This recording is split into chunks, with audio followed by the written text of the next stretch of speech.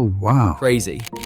The Louvre theft was meant to go unnoticed. How you create realistic-looking video footage like that. A prompt describes what should happen, as if performing a yoga exercise. With AI, entire worlds can appear from a few words. But there are also psychological means of all kinds. Confirmation bias.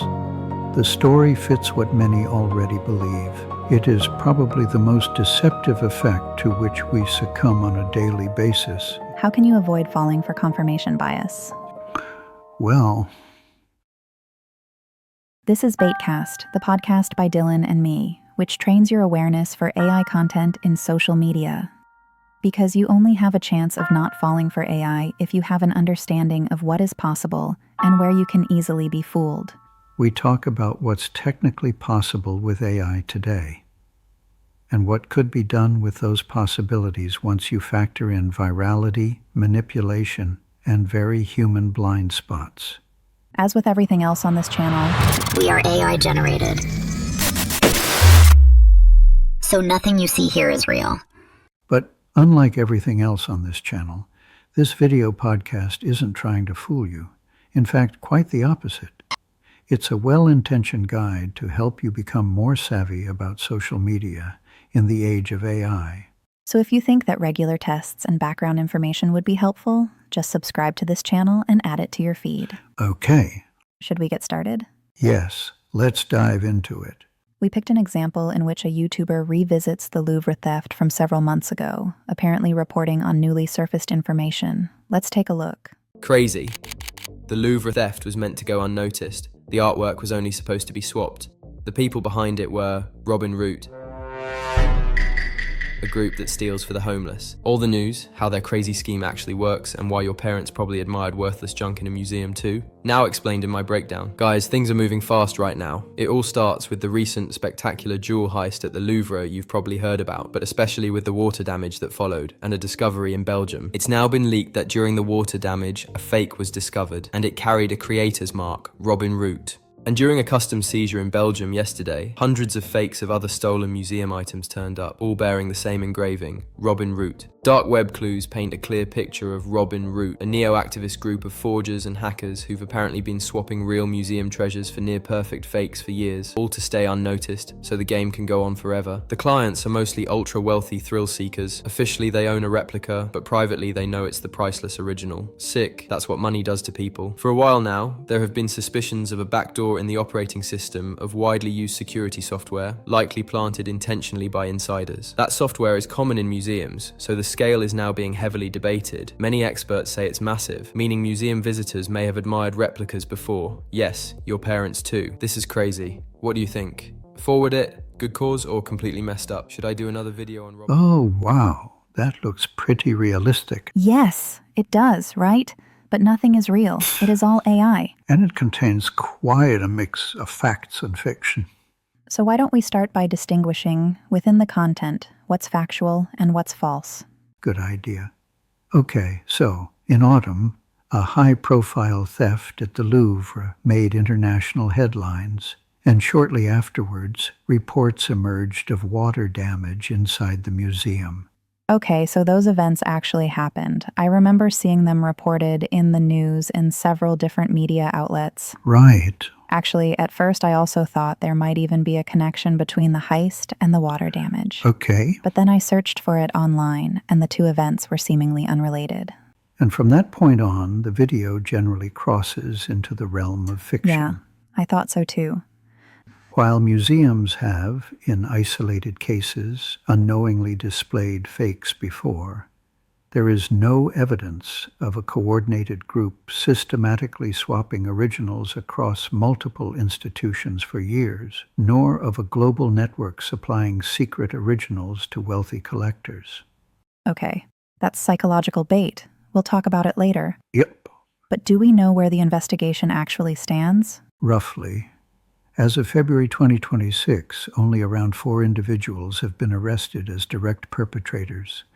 The loot itself has not yet been found, and no arrests have been made in relation to those behind the crime, at least none that have been made public. So there are no major clues or surprises. It is still an ongoing investigation, and new facts could surface at any time, something that this short seems to be exploiting. Oh, it surely does.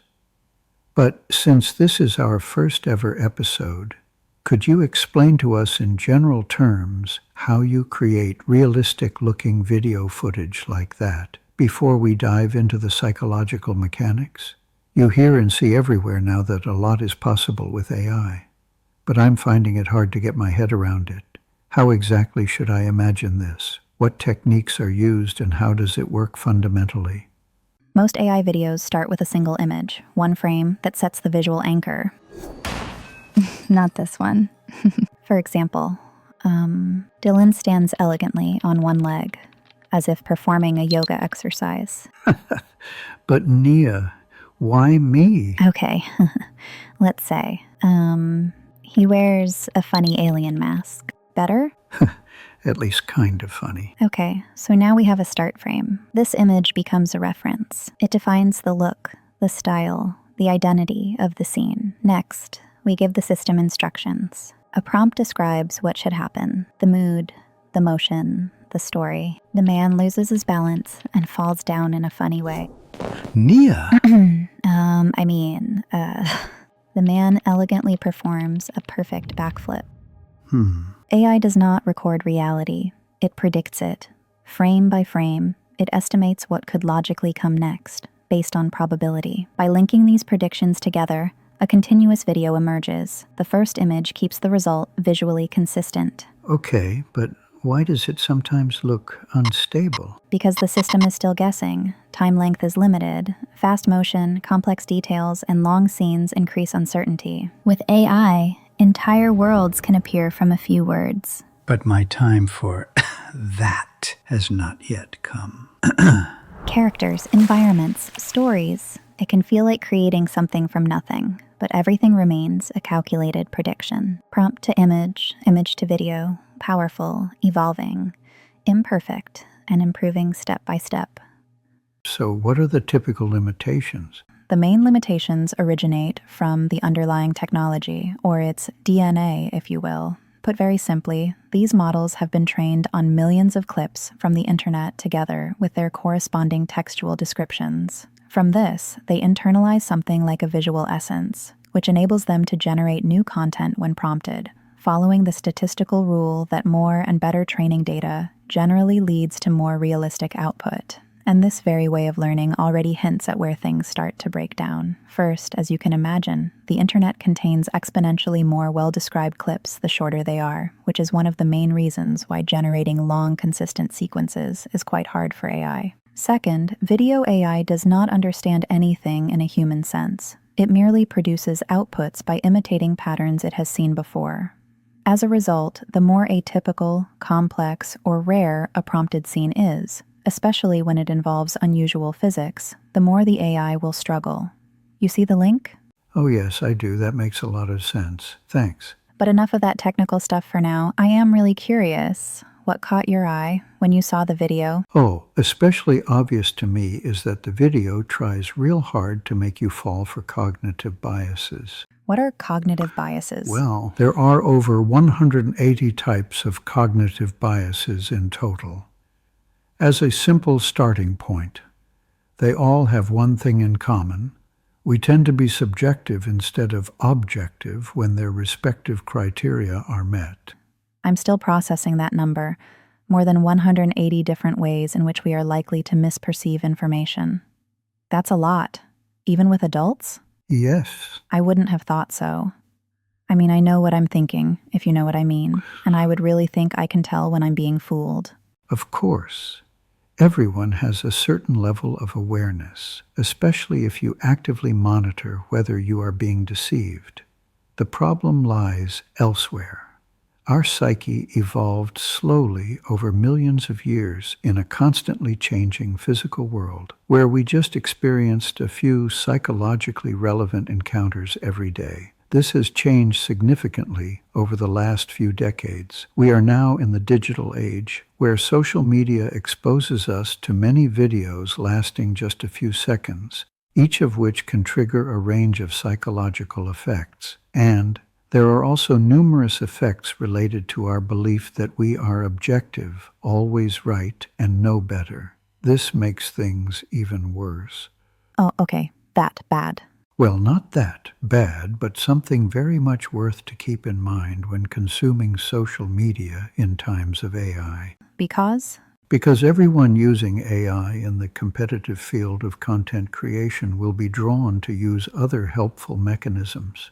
To give it the few more percent it lacks by itself?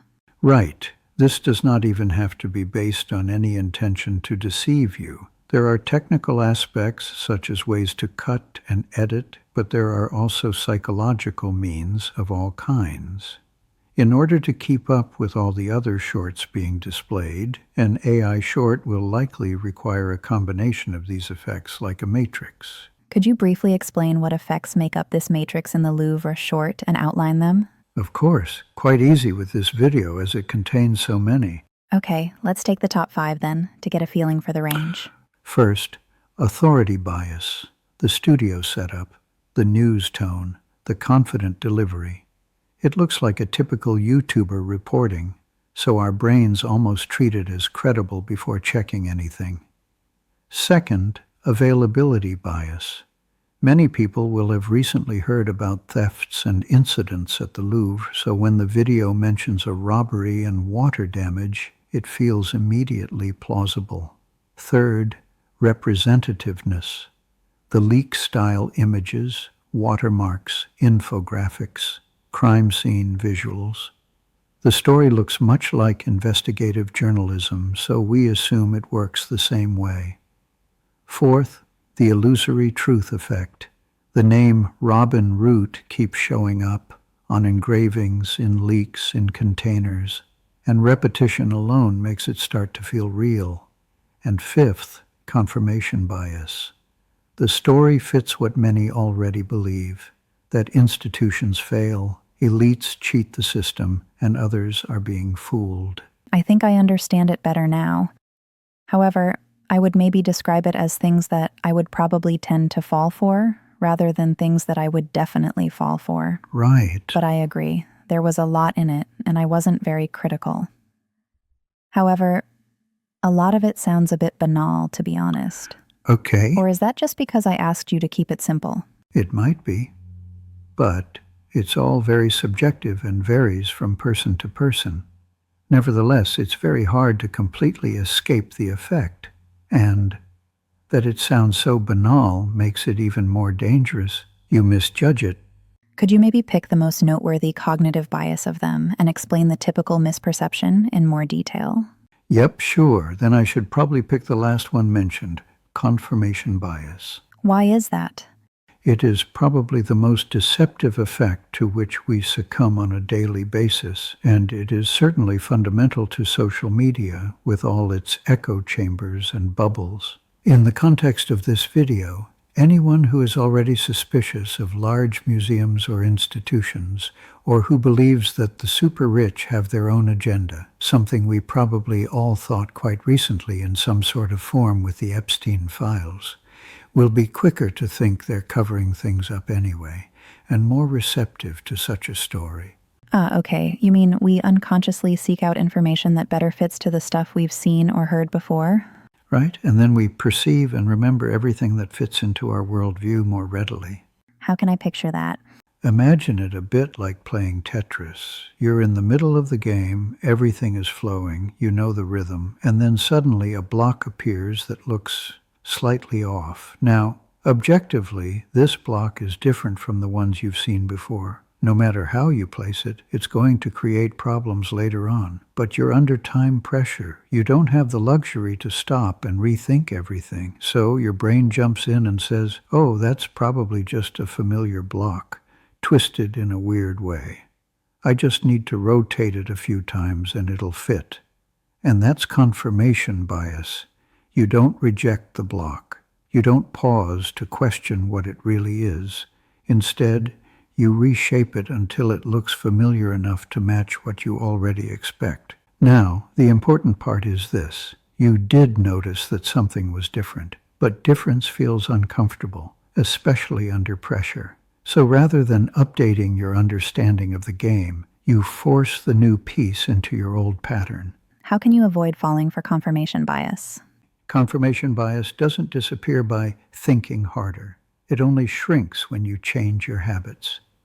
A simple rule is to pause when a story feels especially satisfying or obvious. In the Louvre short, the idea that museums failed and elites cheated fits many people's expectations. That's exactly the moment to slow down. Another trick is to ask one specific question. What would have to be true for this story to be wrong? If you can't name an answer, you're probably not evaluating. You're agreeing. It also helps to actively look for a boring alternative explanation, not a dramatic one. And finally, separate how much you like a story from how well it's actually supported. If a claim instantly confirms what you already believe, treat that feeling as a warning signal, not as evidence. As we come to the end of our first podcast, one thing really stands out to me.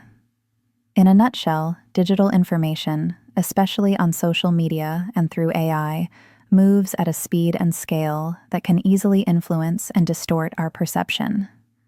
Not necessarily with malicious intent, but often simply to capture attention and keep us engaged. At the same time, AI makes content creation dramatically easier. More people than ever can shape narratives, visuals, and messages, sometimes deliberately, sometimes without fully realizing the impact. But you've got us, and you may already have learned a bit about confirmation bias, which could help you break the cycle and avoid getting stuck in a certain social media bubble. Thank you for listening. Stay curious and attentive. See you next time. Once again, follow us by clicking the subscribe button. I don't know of any easier way to get a little AI awareness, right? What do you think? Leave us a comment.